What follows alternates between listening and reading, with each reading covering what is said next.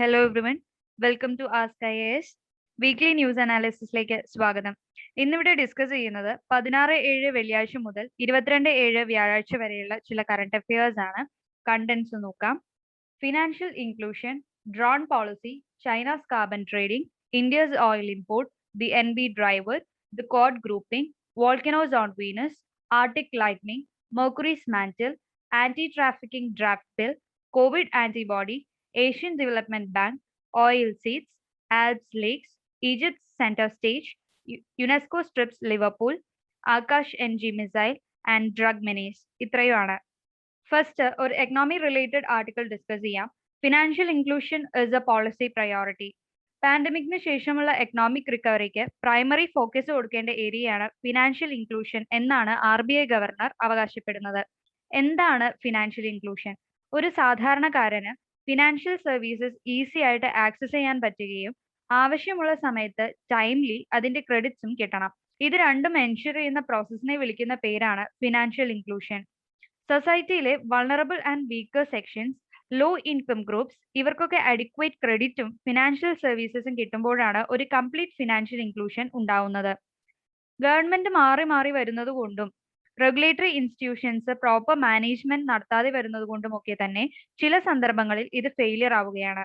Government നടപ്പിലാക്കിയ ചില financial inclusions examples നോക്കാം. Jan Dhan Yojana, Jan Dhan mobile trinity, Pradhan Mantri Mudra Yojana, stand up India scheme, adult pension Yojana ഇതൊക്കെ തന്നെ ഡയറക്റ്റ് ബെനിഫിറ്റ് ട്രാൻസാക്ഷൻസ് വഴിയും ആധാർ ലിങ്കിങ്ങും LPG സബ്സിഡി ഡയറക്റ്റ് ബാങ്കിലേക്ക് വരുന്നത് വഴിയും ലോൺസ് പ്രൊവൈഡ് ചെയ്യുന്നത് മൂലവും ഒക്കെ തന്നെ ടൈംലി വൾണറബിൾ സെക്ഷൻസിലെ ബെനിഫിഷ്യറീസിലേക്ക് ക്രെഡിറ്റ്സ് അല്ലെങ്കിൽ ബെനിഫിറ്റ്സ് എത്തിക്കാൻ ഗവൺമെന്റ് ഓഫ് ഇന്ത്യ കൊണ്ടുവന്ന സ്കീംസ് ആണ്. മറ്റ് ഇനിഷ്യേറ്റീവ്സ് നോക്കുകയാണെങ്കിൽ RBI, നബാർഡ് ഒക്കെ റൂറൽ ഏരിയാസിലേക്ക് ബിസിനസ് കറസ്പോണ്ടൻസ് എത്തിക്കുന്നത് വഴിയും ഫാമേഴ്സിന് കിസാൻ ക്രെഡിറ്റ് കാർഡ്സ് ഇൻട്രൊഡ്യൂസ് ചെയ്തതും റൂറൽ ഏരിയാസിലെ ബാങ്ക് ബ്രാഞ്ചസ് ഓപ്പൺ ചെയ്തതും ഒക്കെ ഈ ഫിനാൻഷ്യൽ ഇൻക്ലൂഷന്റെ ഭാഗമാണ്. Project financial literacy by RBI, UPI introduction, സെബിയുടെ പോക്കറ്റ് മണി പ്രൊജക്ട് ഒക്കെ റൂറൽ ഏരിയാസിനെ ഒരുപാട് സ്വാധീനിച്ചിട്ടുണ്ട്.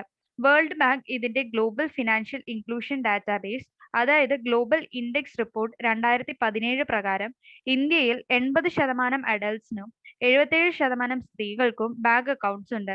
ഇത് പോസിബിൾ ആയത് ഈ ഫിനാൻഷ്യൽ ഇൻക്ലൂഷൻ വഴിയാണ്. മാത്രമല്ല പോവേർട്ടി കുറയ്ക്കാനും ജോബ് ക്രിയേഷനും ഒക്കെ ഇത് ഹെൽപ്ഫുൾ ആണ്. ഇനി ചലഞ്ചസ് നോക്കാം. First, non universal access to bank accounts എന്ന് വെച്ചാൽ ഏകദേശം ഇന്ത്യയിൽ 190 മില്യൺ അഡൽട്സിന് ബാങ്ക് അക്കൗണ്ട്സ് ഇല്ല. വിച്ച് മീൻസ് ചൈന കഴിഞ്ഞാൽ സെക്കൻഡ് ലാർജസ്റ്റ് അൺബാങ്ക്ഡ് പോപ്പുലേഷൻ ഉള്ളത് ഇന്ത്യയിലാണ്. Digital divide, implement deficit, informal and cash dominated economy, gender gap, lack of credit penetration ഇതൊക്കെയാണ് മറ്റുള്ള ഫാക്ടേഴ്സ്. ഇനി ചില സജഷൻസ് നോക്കാം. Reviving banking correspondent model, leveraging JAM Trinity means credit worthiness improve ചെയ്യുക, digital transaction data protection and data privacy വഴി ഉറപ്പുവരുത്തുക, rural ഏരിയാസിലെ banking non digitalisation വഴി like USSD introduce ചെയ്യുക എന്നതൊക്കെയാണ്. സോ സക്സസീവ് ആയിട്ടുള്ള ഒരു ഫിനാൻഷ്യൽ ഇൻക്ലൂഷൻ ഇന്ത്യയിൽ ഉണ്ടാവണമെങ്കിൽ മൾട്ടി ഡയമെൻഷണൽ ആയിട്ടുള്ള ഒരു അപ്രോച്ച് ആണ് ആവശ്യം. നെക്സ്റ്റ്, ഡ്രോൺസുമായി ബന്ധപ്പെട്ട ഒരു ന്യൂസ് നോക്കാം. മിനിസ്ട്രി ഓഫ് സിവിൽ ഏവിയേഷൻ പുതിയ ഡ്രോൺ റൂൾസ് 2020-21 പബ്ലിക് കൺസൾട്ടേഷന് വേണ്ടി റിലീസ് ചെയ്തിട്ടുണ്ട്. അതിലെ പ്രൊവിഷൻസ് ആണ് പറയുന്നത്. Main focus research and development encourage ചെയ്യാനും ഫ്രണ്ട്ലി അപ്രോച്ചസുമാണ്. ഇമ്പോർട്ടന്റ് ആയിട്ടുള്ള കാര്യം എന്ന് പറയുന്നത് ഈ draft rules previous unmanned aircraft system rules 2021 replace ചെയ്തിട്ടാണ് വരുന്നത്. ഒരുപാട് സേഫ്റ്റി ഫീച്ചേഴ്സും ഡ്രോൺസിന്റെ കോമ്പോണൻസ് ആൻഡ് ഇമ്പോർട്ടും അതുമായി ബന്ധപ്പെട്ടുള്ള റൂൾസ് ആൻഡ് റെഗുലേഷൻസും നടത്തുന്നത് director general of foreign trade ആണ്. ഡ്രോൺസിന്റെ ടെസ്റ്റിംഗിനും ട്രെയിനിങ്ങിനും വേണ്ടി ഡ്രോൺ സ്കൂൾസ് സെറ്റപ്പ് ചെയ്യാൻ തീരുമാനിച്ചിട്ടുണ്ട്. ഇവർക്കും പൈലറ്റ്സിനും ഉള്ള ലൈസൻസ് കൊടുക്കുന്നത് director general of civil aviation online platform വഴിയാണ്.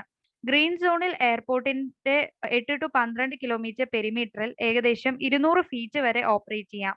അതിന് പെർമിഷൻ വേണ്ട. യെല്ലോ സോണിൽ 12 കിലോമീറ്റർ എന്നുള്ളത് 45 കിലോമീറ്റർ ആക്കി ഉയർത്തുകയും റെഡ് സോണിൽ മറ്റ് മാറ്റങ്ങളൊന്നും തന്നെ വരുത്തിയിട്ടുമില്ല. അതായത് അതിപ്പോഴും പ്രൊഹിബിറ്റഡ് ഏരിയ തന്നെയാണ്.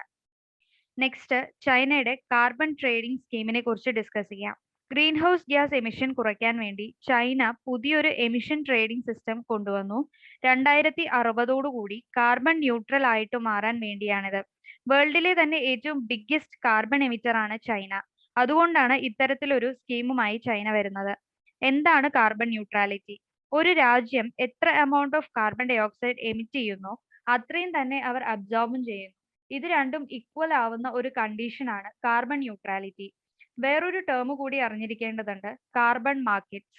കാർബൺ വാങ്ങുകയും വിൽക്കുകയും ചെയ്യുന്ന ട്രേഡിംഗ് മാർക്കറ്റ്സ് ആണിത്. 1997 ക്യോട്ടോ പ്രോട്ടോകോളിൽ ഇൻട്രൊഡ്യൂസ് ചെയ്യുകയും 2020 പാരീസ് അഗ്രിമെന്റിൽ ഇത് കാർബൺ ട്രേഡിംഗ് സ്കീംസ് എന്ന് റീപ്ലേസ്ഡ് ആവുകയും ചെയ്തു. ഒരു രാജ്യം നിശ്ചിത അളവിന് മുകളിൽ കാർബൺ എമിറ്റ് ചെയ്യുവാണെങ്കിൽ എമിഷൻ കുറയ്ക്കാനുള്ള രാജ്യത്തിൽ നിന്നും അവരുടെ എമിഷൻ സ്പേസ് ഒരു നിശ്ചിത ബഡ്ജറ്റിന് വാങ്ങും. ഇത്തരത്തിലുള്ള കാർബൺ എമിഷൻ ഇൻവെസ്റ്റ്മെന്റ് വാങ്ങുന്നതും വിൽക്കുന്നതുമാണ് ഈ ട്രേഡിംഗ്. എന്താണ് ഇങ്ങനൊരു സിസ്റ്റത്തിന്റെ ആവശ്യം?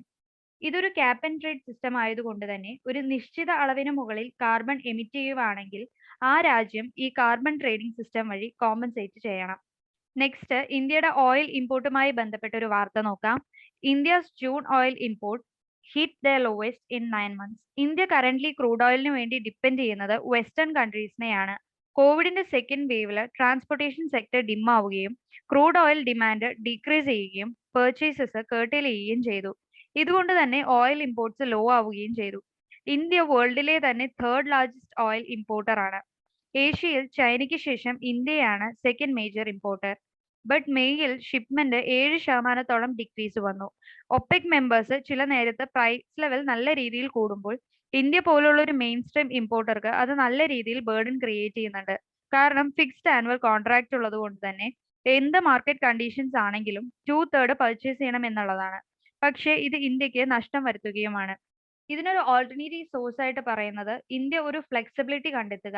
അതായത് സ്പോട്ട് മാർക്കറ്റിൽ എവിടെയാണോ കൂടുതൽ സപ്ലൈ കിട്ടുന്നത് ആ ഫ്ലെക്സിബിൾ സപ്ലയറിൽ നിന്നും അപ്പോഴത്തെ വിലയ്ക്ക് വാങ്ങുക. കോൺട്രാക്ട് മാർക്കറ്റിനേക്കാളും സ്പോട്ട് മാർക്കറ്റിംഗ് ആണ് നല്ലതെന്നാണ് ഉദ്ദേശിക്കുന്നത്. Next, cancer causing mutation study ചെയ്യാൻ ഡെവലപ്പ് ചെയ്തൊരു AI ടൂളിനെ കുറിച്ചാണ് പറയുന്നത്. അൺകൺട്രോൾഡ് ആയിട്ട് റാപ്പിഡ് സെൽ ഡിവിഷൻ നടക്കുകയും ട്യൂമർ ഫോം ചെയ്യുകയും ചെയ്യുന്നു. ചില ട്യൂമേഴ്സ് ഒരു സ്ഥലത്ത് തന്നെ നിലകൊള്ളുകയും അവയെ എളുപ്പം നീക്കം ചെയ്യാവുന്നതുമാണ്. എന്നാൽ വേറെ ചിലത് മൂവ് ചെയ്യുകയും ഡിറ്റക്ട് ചെയ്യാൻ ബുദ്ധിമുട്ടേറിയതുമായി മാറുന്നു. അതുകൊണ്ട് തന്നെ റിമൂവൽ എളുപ്പമല്ലാതാവുന്നത് മൂലം കീമോതെറാപ്പി പോലുള്ള കാര്യങ്ങളിലേക്ക് പോകേണ്ടി വരുന്നു. ഇതിന് പരിഹാരമായി IIT മദ്രാസിലുള്ള റിസർച്ചേഴ്സ് NB ഡ്രൈവർ എന്ന പേരുള്ള ഒരു AI ടൂൾ ഡെവലപ്പ് ചെയ്യുകയും എഫിഷ്യൻസി 59% സ്ഥിരീകരിക്കുകയും ചെയ്തു. നെയ്ബർഹുഡ് ഡ്രൈവർ എന്ന ഈ NB ഡ്രൈവർ നെയ്ബർഹുഡിലുള്ള സെൽസിന് മ്യൂട്ടേഷൻ സംഭവിക്കുന്നുണ്ടോ എന്ന് റീചെക്ക് ചെയ്തിട്ട് neighbourhood mutation analyse and identify ചെയ്യുകയും മൂവ്മെന്റ് എവിടെയാണ് സംഭവിക്കുന്നത് എന്ന് കണ്ടെത്തുകയും ചെയ്യുന്നു. Next, US, Afghanistan, Pakistan and ഉസ്ബെക്കിസ്ഥാന്റെ ക്വാഡ് ഗ്രൂപ്പിംഗ് ഫോർമേഷനെ കുറിച്ചാണ്. അഫ്ഗാനിസ്ഥാൻ പീസ് പ്രോസസ്സിന് വേണ്ടി ഉണ്ടാക്കിയൊരു ഡിപ്ലോമാറ്റിക് പ്ലാറ്റ്ഫോം ആണിത്. US ട്രൂപ്പ് വിഡ്രോ ചെയ്തതുകൊണ്ട് താലിബാൻ എക്സ്പാൻഷൻ കാരണമൊക്കെ കൊണ്ട് തന്നെ അവിടെ വയലൻസ് ഇൻക്രീസ് ചെയ്യുവാണ്. സോ അഫ്ഗാനിസ്ഥാനിൽ ഒരു പീസ് പ്രോസസ് ആവശ്യമാണ്. അത് ഈ ഡിപ്ലോമാറ്റിക് പ്ലാറ്റ്ഫോം വഴി അച്ചീവ് ചെയ്യാനാണ് US എയിം ചെയ്യുന്നത്. അതുവഴി താലിബാനെ കൗണ്ടർ ചെയ്യാം എന്നാണ് ഉദ്ദേശിക്കുന്നത്. US, പാകിസ്ഥാൻ, അഫ്ഗാനിസ്ഥാൻ, ഉസ്ബെക്കിസ്ഥാൻ ഈ 4 രാജ്യങ്ങളാണ് ഗ്രൂപ്പിംഗ് ഫോം ചെയ്യുന്നത്. ഏഷ്യയും യൂറോപ്പിനെയും കണക്ട് ചെയ്യുന്ന ലിങ്കാണ് അഫ്ഗാനിസ്ഥാൻ. നോർത്ത് ഈസ്റ്റില് ചൈന ബോർഡറും നോർത്തേൺ സൈഡില് ഉസ്ബെക്കിസ്ഥാൻ, തജിക്കിസ്ഥാൻ വെസ്റ്റില് ഇറാൻ, സൗത്ത് ഈസ്റ്റില് പാകിസ്ഥാനുമായിട്ട് ബോർഡർ പങ്കിടുന്നുണ്ട്. എന്തുകൊണ്ടാണ് ഈ ഗ്രൂപ്പിംഗിലോട്ട് ഉസ്ബെക്കിസ്ഥാനെ ചൂസ് ചെയ്തത്? പീസ് ഡീൽ ആൻഡ് പ്രോസസ്സുമായി ബന്ധപ്പെട്ട് ഇന്റർനാഷണൽ എഫേർട്സ് US കൊണ്ടുവന്നിട്ടുണ്ടായിരുന്നു. ഇതിലെ കീ പാർട്ട്ണർഷിപ്പില് റോൾ പ്ലേ ചെയ്തിട്ടുള്ളത് ഉസ്ബെക്കിസ്ഥാനാണ്. അതുകൊണ്ട് തന്നെ US അഫ്ഗാനിസ്ഥാനിലെ മിലിറ്ററി ബേസ് എസ്റ്റാബ്ലിഷ് ചെയ്യാൻ തീരുമാനിച്ചിട്ടുണ്ട്. റഷ്യക്ക് ഇൻഫ്ലുവൻസ് ഉള്ള ഈ റീജിയനിൽ USന്റെ മിലിറ്ററി ബേസ് വരുന്നത് മൂലം ഈ ക്വാഡ് ഗ്രൂപ്പിംഗിന് എഗെയിൻസ്റ്റ് ആയിട്ട് നിൽക്കുന്നത് റഷ്യയാണ്. Next news, volcanoes on Venus. Science and technology related news ആണ്. സെപ്റ്റംബർ 2020 സയന്റിസ്റ്റ് വീനസിലെ ഫോസ്ഫൈൻ ഗ്യാസ് ഐഡന്റിഫൈ ചെയ്യുകയുണ്ടായി. എർത്തില് ഈ പറഞ്ഞ ഫോസ്ഫൈൻ ഗ്യാസ് ഉണ്ടാവുന്നത് ബാക്ടീരിയാസ് ഓക്സിജൻ സ്റ്റാർവ്ഡ് ആയിട്ടുള്ള എൻവയോൺമെന്റിൽ പ്രൊഡ്യൂസ് ചെയ്യുന്നതാണ്. ഇതൊരു ബയോസിഗ്നേച്ചർ ആക്ട് ആണ് എന്നാണ് പറയാൻ പറ്റുക. കാരണം ഇത് നാച്ചുറൽ ആയിട്ടുള്ള ബയോളജിക്കൽ പ്രോസസ്സ് വഴി ഉണ്ടാവുന്നതാണ്. ഇതുകൊണ്ട് തന്നെ സയന്റിസ്റ്റ് പറഞ്ഞിരുന്നത് വീനസിൽ ലൈഫ് ഫോംസിനുള്ള ചാൻസസ് ഉണ്ടെന്നാണ്. മേ ബി ലിവിങ് തിങ്സും ഉണ്ടാവാം. ഇതൊക്കെ 2020 ഡിസ്കവറി ബേസ് ചെയ്തുള്ളതാണ്. ഇപ്പോൾ ന്യൂസ് വരാനുള്ള കാരണം എന്ന് പറയുന്നത് റീസെന്റ് റിസർച്ചേഴ്സ് ഇവിടെ ലൈഫ് ഫോംസ് ഒന്നും എക്സിസ്റ്റ് ചെയ്യുന്നില്ലെന്നും വോൾക്കനോസ് ആണ് വീനസിൽ ഫോസ്ഫൈൻ റിലീസ് ചെയ്യുന്നതെന്നും കണ്ടെത്തി. വീനസിന്റെ അറ്റ്മോസ്ഫിയറിൽ സൾഫ്യൂറിക് ആസിഡ് ആയതുകൊണ്ട് തന്നെ ഈ മൈക്രോബ്സ് എക്സിസ്റ്റ് ചെയ്യുന്നില്ലെന്ന് ഉറപ്പുവരുത്തി. ഇതോടൊപ്പം ഓർത്തു വെക്കേണ്ട മറ്റൊരു കാര്യമാണ് ഇന്ത്യയുടെ നിയർ ഫ്യൂച്ചർ വീനസ് മിഷനായ ISROയുടെ Shukrayaan mission. Next Arctic region ലൈറ്റ്നിങ്ങിനെ പറ്റി ഡിസ്കസ് ചെയ്യാം. ആർട്ടിക് റീജിയനിൽ ലൈറ്റ്നിങ് ഒരു റയർ ഫിനോമിനൺ ആണ്. കാരണം അവിടെ കൺവെക്റ്റീവ് ഹീറ്റ് നടക്കുന്നില്ല, അതായത് സർഫസ് ചൂടാവുന്നില്ല, high temperature low pressure condition ഉണ്ടാവുന്നില്ല. പക്ഷേ ഇപ്പോൾ റീസെന്റ് ആയിട്ടുള്ള സ്റ്റഡീസും റിസർച്ചസും പറയുന്നത് 2010 തൊട്ട് ആർട്ടിക് റീജിയനിൽ ലൈറ്റ്നിങ് പ്രോസസ് 3 ഇരട്ടിയായി എന്നാണ്. മോയ്സ്ചർ കണ്ടന്റ് വളരെ കുറവായിട്ടും ഇങ്ങനെ സംഭവിക്കുന്നത് ഒരു അൺയൂഷ്വൽ ഫിനോമിനൻ ആണെന്നാണ് മെറ്റീരിയോളജിസ്റ്റ് കാണുന്നത്. എന്ന് മാത്രമല്ല ഇനി മുതൽ ആർട്ടിക് റീജിയനിലുള്ള ലൈറ്റ്നിങ് പ്രോസസ്സ് അൺയൂഷ്വൽ ഫിനോമിനൻ ആയിട്ട് കണക്കാക്കാൻ പറ്റില്ല എന്നാണ്. ഇത് ക്ലൈമറ്റ് ചേഞ്ച് കാരണം ഐസ് മെൽറ്റിംഗ് നടക്കുന്നത് കൊണ്ടാവാം എന്നാണ് കരുതപ്പെടുന്നത്. ഇതിന്റെ ഇമ്പാക്റ്റ് പറയുവാണെങ്കിൽ ലൈറ്റ്നിങ് കൂടുന്നത് കൊണ്ട് ഇവിടെയുള്ള ഐസ് ഷീറ്റ്സ് കാർബൺ ട്രാപ്പ് ചെയ്യുകയും പിന്നീട് ലൈറ്റ്നിങ് സ്ട്രൈക്ക് ചെയ്യുമ്പോൾ അറ്റ്മോസ്ഫിയറിലേക്ക് റിലീസ് ചെയ്യപ്പെടുകയും വാമർ കണ്ടീഷൻ ക്രിയേറ്റ് ചെയ്യപ്പെടുകയും global warming, cascade of ecological shifts ഇതിനൊക്കെ തുടക്കം കുറിക്കുകയുമാണ്. Sea ice retreat, spark fires, അതുപോലെ ബൊറൈൻ ഫോറസ്റ്റിന്റെ ബയോമിനെ ത്രെട്ടൺ ചെയ്യുക, ഇതൊക്കെ സംഭവിക്കാവുന്ന നെഗറ്റീവ് ഇമ്പാക്ട്സ് ആണ്. നെക്സ്റ്റ് മെർക്കുറി പ്ലാനറ്റ് റിലേറ്റ് ചെയ്ത ഒരു അപ്ഡേറ്റ് നോക്കാം. നമുക്ക് അറിയാവുന്ന ഒരു കാര്യമാണ് മെർക്കുറിക്ക് 2 ലേയേഴ്സ് ആയ ക്രസ്റ്റും കോറും മാത്രമേ ഉള്ളൂ. അതായത് മാന്റിൽ ആബ്സെന്റ് ആണ്. ഇതുമായി കുറെ ഡിസ്പ്യൂട്ട്സ് ഉണ്ട്. Mantle hit and run collision കാരണം റിമൂവ് ആയി പോയതാണെന്ന് കരുതപ്പെടുന്നു.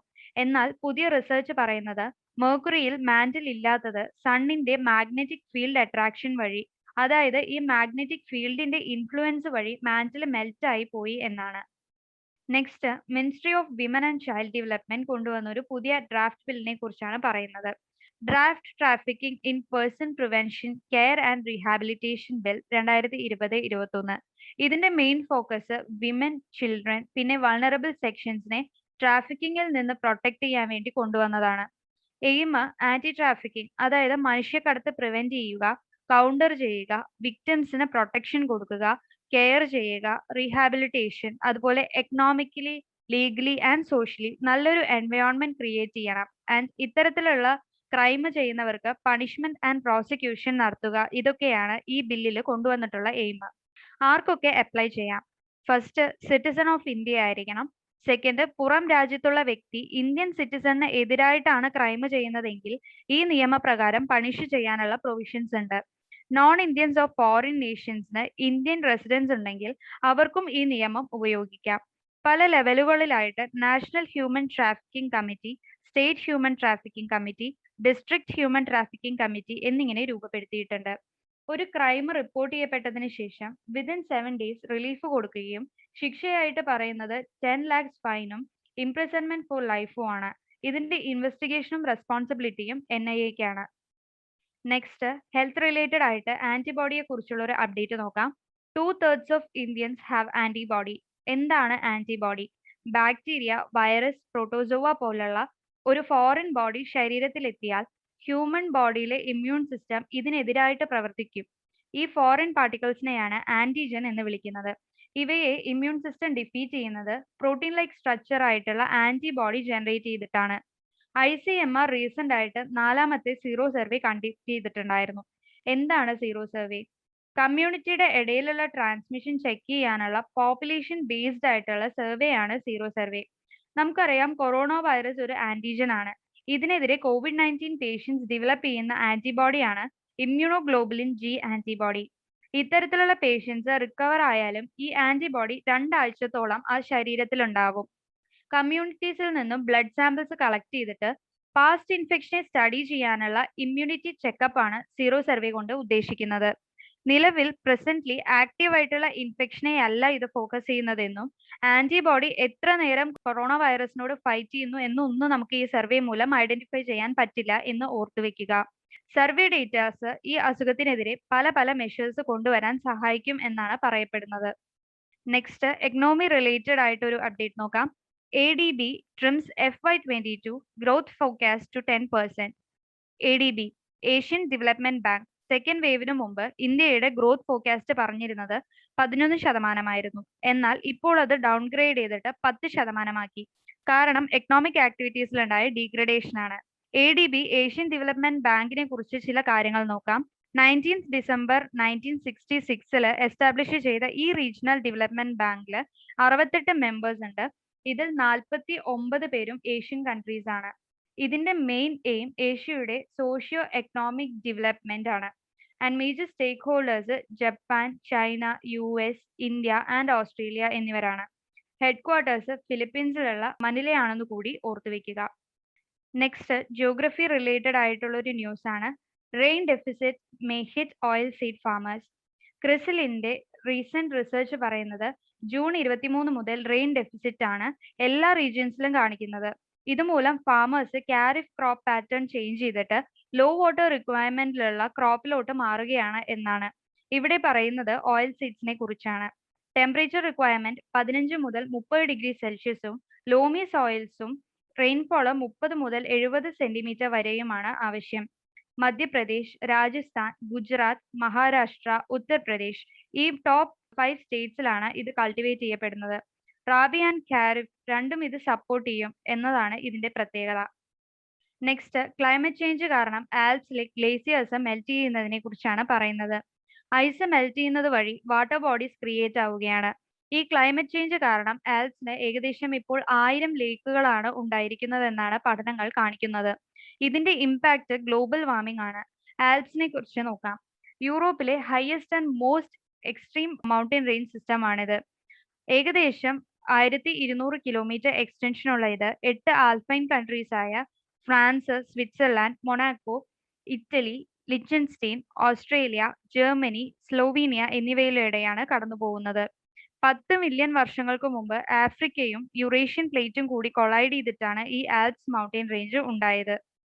Next news, Egypt takes centre stage in west Asian affairs. നിലവിൽ വെസ്റ്റ് ഏഷ്യയിലുള്ള 2 ഇഷ്യൂസ് ആണ് ഹൈലൈറ്റ്. ഒന്ന് ഇസ്രായേൽ പലസ്തീൻ കോൺഫ്ലിക്റ്റും രണ്ടാമത് ടർക്കിയും ഈജിപ്തിനും ഇടയിലുള്ള കോൺഫ്ലിക്റ്റും. വെസ്റ്റ് ഏഷ്യയിലുള്ള എല്ലാ കോൺഫ്ലിക്ട്സിലും ഈജിപ്തിന്റെ ഒരു ഫിംഗർ പ്രിന്റ് നമുക്ക് കാണാൻ പറ്റുന്നുണ്ട്. ഒരുപാട് വർഷങ്ങൾക്ക് ശേഷം ഈ റീജിയൻസിൽ ഈജിപ്ത് ഒരു മേജർ പവർ ആയിട്ട് വരികയാണ്. എല്ലാ നെയ്ബറിംഗ് കൺട്രീസുമായിട്ട് ഈജിപ്ത് ആക്റ്റീവ് ആയിട്ടുള്ള റീ എൻഗേജ്മെന്റ് സ്റ്റാർട്ട് ചെയ്തിട്ടുണ്ട്. ഈജിപ്ത്, ഇറാൻ, ജോർഡനും കൂടി ട്രൈപാർട്ടൈറ്റ് ഗ്രൂപ്പ് സ്റ്റാർട്ട് ചെയ്തിട്ടുണ്ട്. ഇതിന്റെ ഭാഗമായിട്ടാണ് ഇത്. ഈജിപ്തിലെ പൊളിറ്റിക്കൽ ആൻഡ് എക്കണോമിക് ചേഞ്ചസിനെ കുറിച്ച് പറയുകയാണെങ്കിൽ ഇവിടുത്തെ ആദ്യത്തെ ഡെമോക്രാറ്റിക് ഇലക്ടഡ് ഗവൺമെന്റിനെ ഓവർത്രോൺ ചെയ്യുകയും മേജർ വെസ്റ്റ് ഏഷ്യൻ മെമ്പേഴ്സ് ആയ സൗദി, UAE, സിറിയ, ലിബിയയുമായി കൂടുതൽ പാക്കേജസ് ആൻഡ് അഗ്രിമെന്റ്സ് സൈൻ ചെയ്തിട്ടുമുണ്ട്. 2017 സൗദിയും UAEയും ഖത്തർ എക്കണോമി ബ്ലോക്ക് ചെയ്തപ്പോൾ ഖത്തറിന് വേണ്ടി സ്യൂയസ് കനാൽ ഈജിപ്ത് ഓപ്പൺ ചെയ്തു കൊടുത്തതു മുതൽ 2005 വരെ എക്കണോമിക് റിഫോംസും ഗ്രോത്ത് റേറ്റ് 5.6%. 2019 ആയപ്പോൾ എത്തിയതുവരെ നോക്കുമ്പോൾ ആക്റ്റീവ് റീ എൻഗേജ്മെന്റിലൂടെ ഈജിപ്തിന്റെ ഡോമിനൻസ് വെസ്റ്റ് ഏഷ്യയിൽ എടുത്തു പറയേണ്ടതാണ്. എന്നാൽ എത്യോപ്യയിലെ ഡാം കൺസ്ട്രക്ഷനും ടർക്കി കോൺഫ്ലിക്റ്റും ഇവർ ഫേസ് ചെയ്യുന്ന മേജർ 2 ചലഞ്ചുകളാണ്. Next news, UNESCO strips Liverpool of its world heritage status. 18-19 നൂറ്റാണ്ടിലെ മേജർ ട്രേഡിംഗ് സെന്ററായ ലിവർപൂളിന് വേൾഡ് ഹെറിറ്റേജ് സ്റ്റാറ്റസ് കിട്ടുന്നത് 2004 ലിവർപൂളിന്റെ മാരിടൈം ഹിസ്റ്ററി കൺസിഡർ ചെയ്തിട്ടായിരുന്നു UN കൾച്ചറൽ ഏജൻസി ലിവർപൂളിന് ലിസ്റ്റിൽ ഉൾപ്പെടുത്തിയത്. എന്നാൽ ഇപ്പോൾ ലിവർപൂളിനെ യുനെസ്കോ കമ്മിറ്റി യുനെസ്കോ ലിസ്റ്റിൽ നിന്ന് റിമൂവ് ചെയ്തിരിക്കുകയാണ്. റീസൺ പറയുന്നത് പുതിയ ലക്ഷൂറിയസ് അപ്പാർട്ട്മെന്റ്സ്, സ്റ്റേഡിയം പോലുള്ള കൺസ്ട്രക്ഷൻസ് കൊണ്ട് ഈ സ്ഥലത്തിന്റെ കൾച്ചറൽ സിഗ്നിഫിക്കൻസ് നഷ്ടപ്പെടുകയും വിക്ടോറിയൻ ആൽബർട്ട് ഡോക്കിന്റെ അട്രാക്റ്റീവ്നെസ് മങ്ങുന്നതായുമാണ് എടുത്തു പറയുന്നത്. ഇതുപോലെ കൾച്ചറൽ സിഗ്നിഫിക്കൻസ് പ്രൊട്ടക്ട് ചെയ്യാത്തത് കൊണ്ട് യുനെസ്കോ ലിസ്റ്റിൽ നിന്നും റിമൂവ് ചെയ്യപ്പെട്ട സൈറ്റ്സ് പറയുകയാണെങ്കിൽ 2007 ഒമാനിലുള്ള Arabian oryx sanctuary habitat loss കാരണം നീക്കിയിരുന്നു. കൺസ്ട്രക്ഷൻ ആക്ടിവിറ്റീസ് കാരണം 2009 ജർമ്മനിയിലെ ഡ്രെസൻ എൽബി വാലി യുനെസ്കോ ലിസ്റ്റിൽ നിന്നും ഒഴിവാക്കിയിരുന്നു.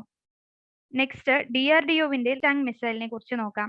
DRDOയുടെ പുതിയ സർഫസ് ടു എയർ മിസൈൽ ആണ് ന്യൂ ജനറേഷൻ ആകാശ് മിസൈൽ എന്ന പേരുള്ള NG മിസൈൽ. 21 ജൂലൈ ഒഡീഷയിൽ വെച്ച് DRDO സക്സസ്ഫുള്ളി ഇത് ടെസ്റ്റ് ഫയർ ചെയ്തിട്ടുണ്ടായിരുന്നു. സ്പെസിഫിക്കേഷൻസ് നോക്കാം. സർഫസ് ടു എയർ മിസൈൽ ആണ്. ആകാശിന്റെ വേരിയന്റ്സിലെ ആകാശ് ISന് 30 കിലോമീറ്റർ റേഞ്ചും ഏകദേശം 60 കിലോഗ്രാം വാഹഡ് ക്യാരി ചെയ്യാനുള്ള കേപ്പബിലിറ്റിയുമാണ് ഉള്ളത്.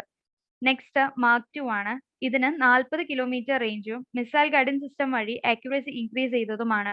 ഇപ്പോൾ ഇൻട്രൊഡ്യൂസ്ഡ് ആയ ആകാശ് NGയുടെ സ്ട്രൈക്ക് റേഞ്ച് ഏകദേശം 80 കിലോമീറ്റർ ആണ്.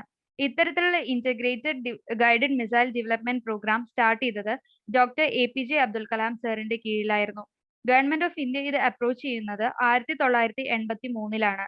ഇതിന്റെ ഭാഗമായിട്ട് ഇൻട്രൊഡ്യൂസ് ചെയ്യപ്പെട്ട സീരീസ് ആണ് അഗ്നി, പൃഥ്വി, ത്രിശൂൽ, ആകാശ് ഒക്കെ എന്നുകൂടി ഓർത്തുവെക്കുക. നെക്സ്റ്റ് ന്യൂസ് ഡ്രഗ് മെനേസിനെ കുറിച്ചാണ്. India signed 26 pacts to fight drug menace. Drug related ആയിട്ടുള്ള ട്രാഫിക്കിംഗ് എൻകൗണ്ടർ ചെയ്യാൻ വേണ്ടിയിട്ട് ഇന്ത്യ ഒരുപാട് രാജ്യങ്ങളുമായി ബൈലാറ്ററൽ എഗ്രിമെന്റ് സൈൻ ചെയ്തിട്ടുണ്ട്. അതുപോലെ SAARC, ASEAN, BIMSTEC, Colombo plan, UN office on drug and crime തുടങ്ങിയ ഇന്റർനാഷണൽ ഓർഗനൈസേഷൻസും ഇതിന്റെ ഭാഗമാണ്. ഇവരുമായുള്ള ഇൻഫർമേഷൻ ഷെയറിംഗ് ആണ് ഇന്ത്യ ഈ പാക്ട് കൊണ്ട് ഉദ്ദേശിക്കുന്നത്. ഇത് കോർഡിനേറ്റ് ചെയ്യുന്നത് നാർക്കോട്ടിക്സ് കൺട്രോൾ ബ്യൂറോ ആണ്. ഗോൾഡൻ ട്രയാങ്കിളിന്റെയും ഗോൾഡൻ ക്രസ്റ്റിന്റെയും ഇടയിലാണ് ഇന്ത്യ. ഇവ രണ്ടും ലാർജസ്റ്റ് ഒപ്പിയം പ്രൊഡ്യൂസേഴ്സ് ആണ്. ഇത്തരത്തിലുള്ള ഒരു ലൊക്കേഷൻ ആയതുകൊണ്ടാണ് ഇന്ത്യ ഇന്റർനാഷണൽ ലെവലിൽ ഒരു ബയലാറ്ററൽ എഗ്രിമെന്റിലേക്ക് പോയത്. തായ്ലൻഡ്, മ്യാൻമാർ, വിയറ്റ്നാം, ലാവോസ് ഈ 4 രാജ്യങ്ങളാണ് ഗോൾഡൻ ട്രയാങ്കിൾ ഫോം ചെയ്യുന്നത്. അതുപോലെ ഗോൾഡൻ ക്രസന്റ് ഫോം ചെയ്യുന്നത് പാകിസ്ഥാൻ, അഫ്ഗാനിസ്ഥാൻ, ഇറാൻ ഈ 3 രാജ്യങ്ങളും ചേർന്നാണ്. സ്മഗ്ലിംഗ്, ലീഗലി അവൈലബിൾ ആയിട്ടുള്ള ടുബാക്കോ പോലുള്ള ഡ്രഗ്സിന് റെഗുലേറ്റ് ചെയ്യാനുള്ള പ്രോപ്പർ റെഗുലേഷൻ ആക്ട് ഇല്ലാത്തതും പ്രോപ്പർ റീഹാബിലിറ്റേഷൻ പ്രോസസ്സുകൾ ഇല്ലാത്തതും ഒക്കെ ഇന്ത്യയെ ഈ ബയലാറ്ററൽ എഗ്രിമെന്റിലോട്ട് എത്തിക്കാനുള്ള കാരണങ്ങളാണ്. ഇതിനെ കൺട്രോൾ ചെയ്യാൻ ഗവൺമെന്റ് ഓഫ് ഇന്ത്യ കൊണ്ടുവന്ന ചില സൊല്യൂഷൻസ് നോക്കാം. എൻകോട്ട്, നാർക്കോ കോർഡിനേഷൻ 2016 സെറ്റപ്പ് ചെയ്തത് സ്റ്റേറ്റ് ആൻഡ് സെൻട്രൽ ഗവൺമെന്റിന്റെ ഇടയിൽ കോർഡിനേഷൻ കൊണ്ടുവരാനും ഫിനാൻഷ്യൽ അസിസ്റ്റൻസ് പ്രൊവൈഡ് ചെയ്യാനും വേണ്ടിയിട്ടായിരുന്നു. NCB അഥവാ നാർക്കോട്ടിക്സ് കൺട്രോൾ ബ്യൂറോ ഇതുമായി ബന്ധപ്പെട്ടുള്ള ക്രൈം ഇൻവെസ്റ്റിഗേഷൻസിന് വേണ്ടിയിട്ട് സെറ്റപ്പ് ചെയ്തിട്ടുണ്ട്. അവയർനെസ് പ്രോഗ്രാംസിന് വേണ്ടി national fund for control of drug abuse, survey programs ആയിട്ട് national drug abuse survey, project sunrise ഇതൊക്കെ ഇതിന്റെ ഭാഗമായിട്ട് ഇൻട്രൊഡ്യൂസ്ഡ് ആയതാണ്. സോ ഈ വീഡിയോ ഇഷ്ടമായെങ്കിൽ ലൈക്ക് ചെയ്യുക. ഇതുപോലുള്ള വീഡിയോസിനായി ചാനൽ സബ്സ്ക്രൈബ് ചെയ്യുക. നിർദ്ദേശങ്ങളും അഭിപ്രായങ്ങളും കമന്റ് ബോക്സിൽ അറിയിക്കുക. That's all friends. Thank you.